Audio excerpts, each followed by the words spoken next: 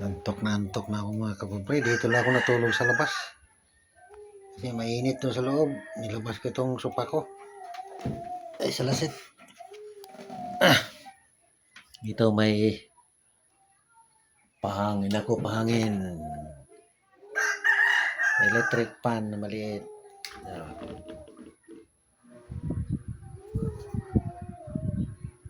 Dito lang ako natutulog. Hindi pa ako nakatulog kasi katatapos ko lang nag-upload sa video ko. Ito lang yung pahangin ko. Sira na kasi ito. Sira na asawa ko, inayos ko. Inayos ko kahapon, no? Mayroon akong magamit. Hindi ako natutulog doon sa loob kasi sobrang init. Ayan, no? Mainit sa labas. Eh dito, pag nagamit ka ng electric fan, dito sa baba nakakuha ng hangin.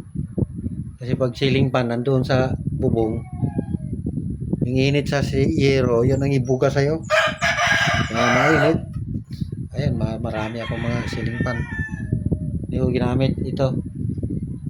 Kinukuha niyang hangin dito sa baba, hindi yung doon sa init ng bubong. Kaya walang init. Kaya sala pinapatay ko rin pag nagtagal kasi nasisira yung tiyan ko.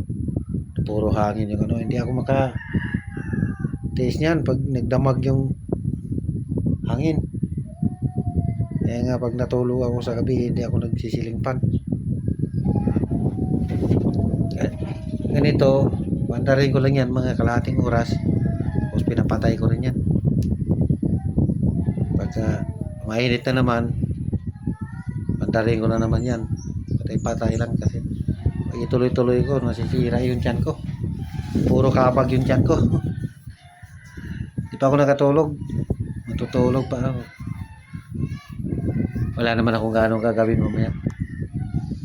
Ano lang, yung kabilya lang putol-putulin ko. Tsaka marami pa akong kabilya doon kahit hindi na. Kunti lang naman na damage ko kagabi. Balik pa rin ako mamaya. Ayaw ko muna mamusit kasi pero pag nabalitaan ko yung namusit mamaya, uuwi yun mamaya, huwag marami silang huli, baka mamusit ako bukas ay sa sunod na araw. Bukas hindi pa kasi mamusit pa ako mamaya gabi, namarong pa ako mamaya gabi kasi mamaya yata ang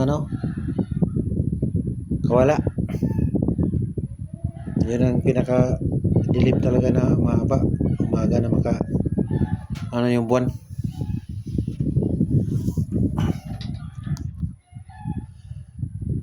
Thank you for watching.